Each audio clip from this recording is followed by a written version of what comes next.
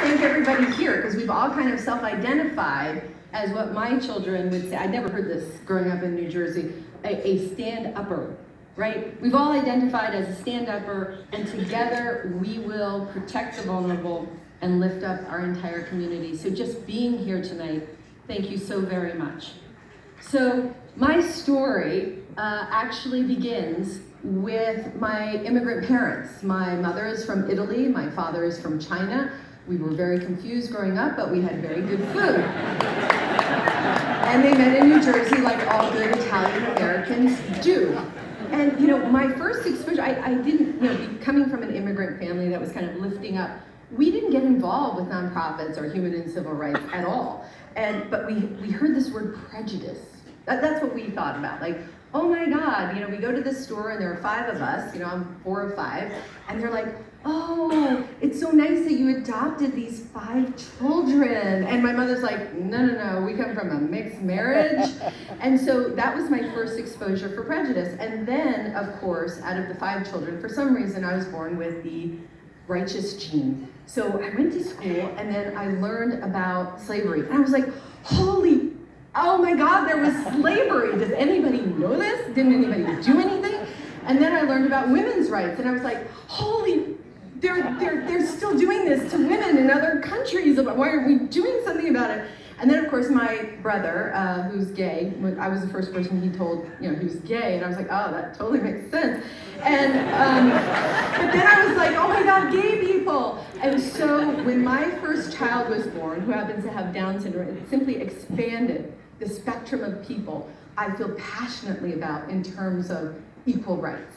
And then I was on this journey, which I had no idea, I'm a little left of center. And, I was facing people who were like, you have to terminate. You need to terminate. What are you doing to society? And a burden to society. And I was like, whoa, you're not left or right, or I don't know what you are.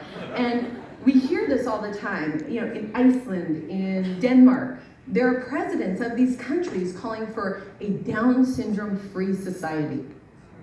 Okay? No, I believe in a woman's right to choose. Some people get angry at me at that. Now, Global, my organization is not pro-choice or pro-life, it's pro-information, but that's my personal conviction.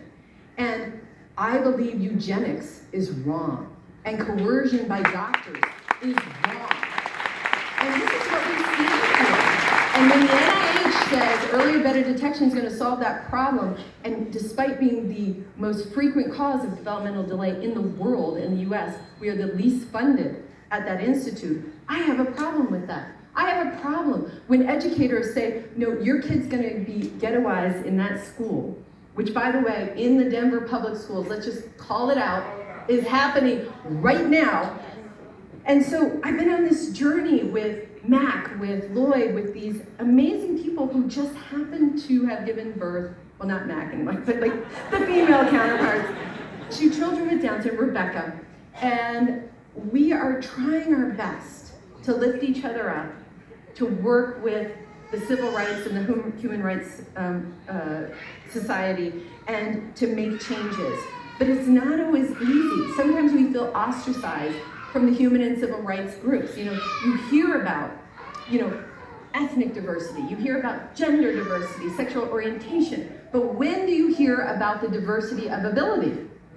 We have to be included. Like Congresswoman Eleanor Holmes Norton said, you can't believe in rights for Black people and then not rights for Hispanics, rights for women and not for disability. You have to believe in it all. And I think Global is part of a bigger movement saying that the differently able is important. Of course, the Global Down Syndrome Foundation is like, people with Down syndrome are awesome, and we need to stand up for them, fight for them, just like everything else. So I want to thank you for this award. Thank you.